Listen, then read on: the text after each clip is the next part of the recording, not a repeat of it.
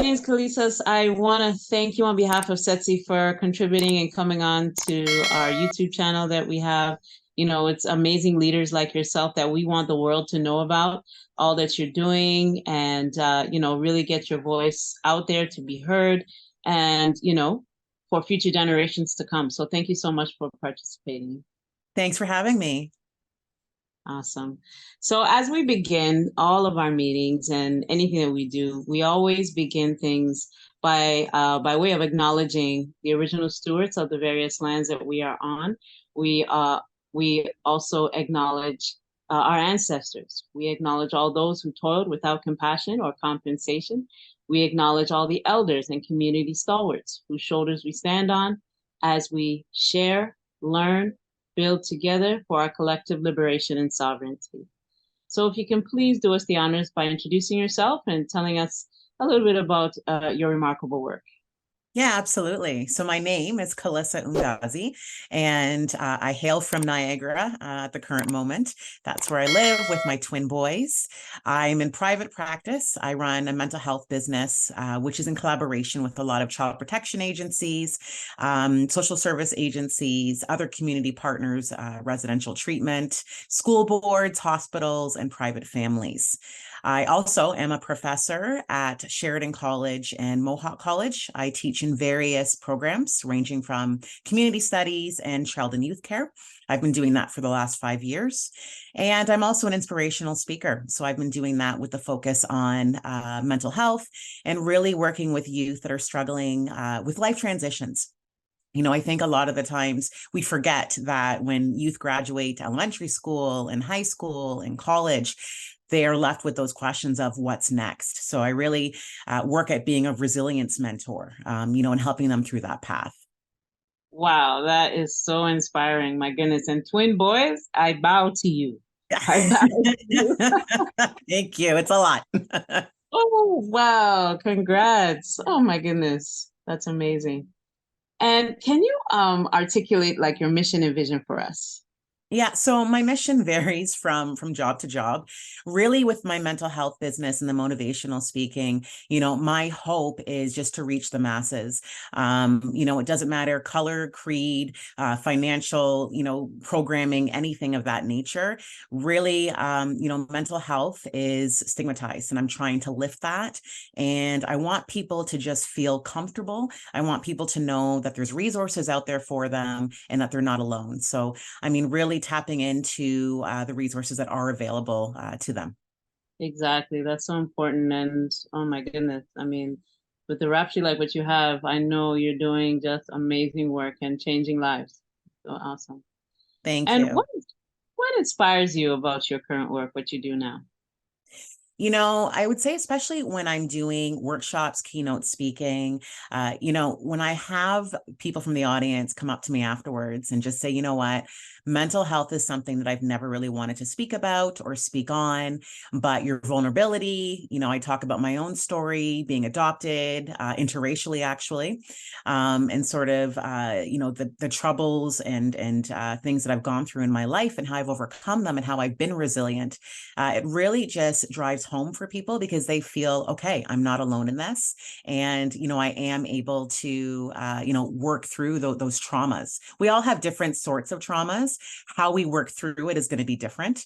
But I think the first step is admitting that there is an issue. And then the second step is asking for help. And, if I'm able to do that one person at a time, then I've done the work. That's it. You're bringing that relatable personal experience and can really, like I said before, change lives, especially people who have gone through similar of what you've gone through or experienced in your life, So, yes. Oh, wow. Amazing. And what about any challenges or barriers that you face along the way? Well, I think some of the challenges that I face is funding would be a great one. Not funding for me, but for others that are searching for help. Counseling is expensive, and to find free programs in Canada and Ontario specifically is really difficult. Though, we technically have free healthcare, but the wait lists are so astronomical. We just celebrated Bell Let's Talk Day, which is great. We're getting the message out there, but unfortunately, we are not getting in there quick enough. The rates of suicidal ideation and suicidal complaints completion have risen, especially since the pandemic. We're seeing a lot of young people that are engaging in self-harming behavior, just a lot of mental health. So, my hope and my desire, and, I'm not going to be able to accomplish this alone. That's why collaboration is really important, is to try and help people get to those services quicker. We need to do better. We need to do better as a province. We need to do better as a community. We need to do better as a country. Absolutely. I forgot actually the other part is how do you work to overcome those obstacles? You want to give me a few cases?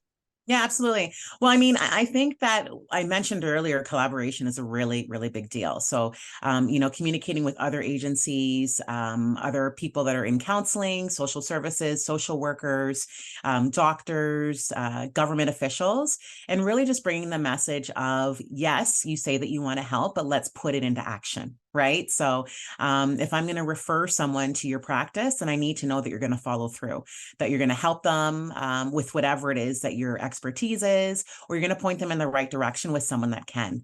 I think a lot of times in this industry, we're afraid to say, no, I'm sorry, like I can't help you. And then we just leave it at that. And I think that that's really detrimental. I think we need to be partnering with people that are like-minded and have the same vision and pass on the work. So, like I said, wait lists are huge. If I can't see you for a few months, then I think, if it's a crucial or a critical situation, then I'm going to refer you to someone that can get the work done. Because at the end of the day, if I can't help you, then I need to help you find someone that can. That's right. And we all know time is of essence when it comes to these touchy, situations in people's lives for sure. So that's Absolutely. and how do you feel like about the future of like mental health awareness? How do you see the future of it in Canada? Yeah, I'm hopeful, if I'm being honest. I mean, when I started in this field 20 years ago, it looked a lot different than it looks right now.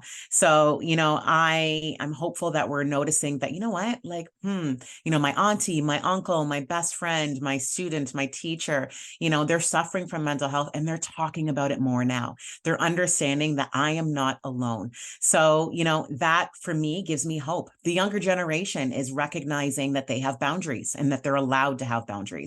When you and I grew up, we weren't allowed to speak on it, right? Or it was kind of frowned upon. You need to just deal with it. You need to be strong. Whereas now we're recognizing that you are strong when you say, I have a problem and you ask for help. So, I'm really hopeful that moving forward, my generation, the next generation, my kids, their kids, that they're going to continue the work that we've started. Exactly. Exactly.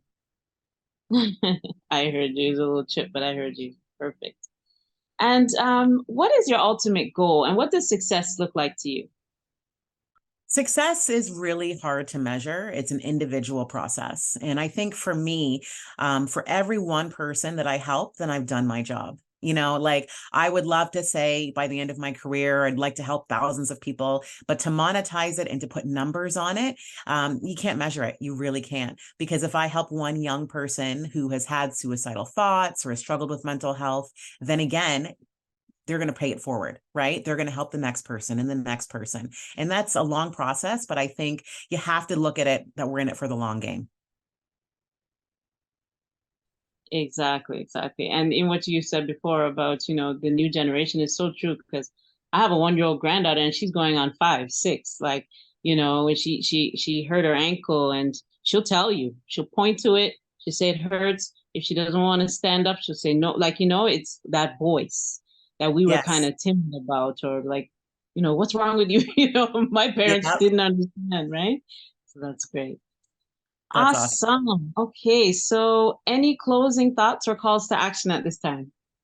At this point, I would just say that I want the audience to recognize that if you're struggling with mental health, you're not alone. You really aren't.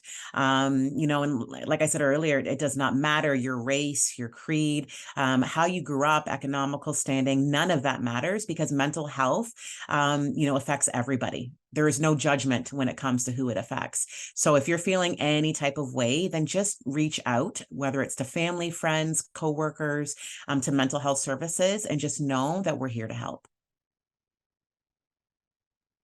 Beautifully said. Beautifully said. Wow, you impacted a lot of informative and beneficial information within less than 20 minutes. Like just dynamite, amazing. So Thank you. I can't wait till this gets uploaded so other people can be, inspired by this and know that champions like yourself are making the difference in people's lives. And like you said, so that they can pay it forward and make this an ongoing process, until this is eradicated, right? So Absolutely. yes. So I thank you once again, and we will close the way that we opened, which is by acknowledging the original stewards of the various lands that we are on. We acknowledge our ancestors. We acknowledge all those who toiled without compassion or compensation. We also, all elders and community stalwarts whose shoulders we stand on as we build, share, learn together for our collective liberation and sovereignty. So once again, Calissa, I really appreciate you. You're dynamic. Keep doing what you're doing. I wish you long health, prosperity, everything to continue the important work that you're doing. Thank you so much, and good luck to you as well. Thank you so much. Have a wonderful rest of the day. You too. Bye. Bye-bye, dear.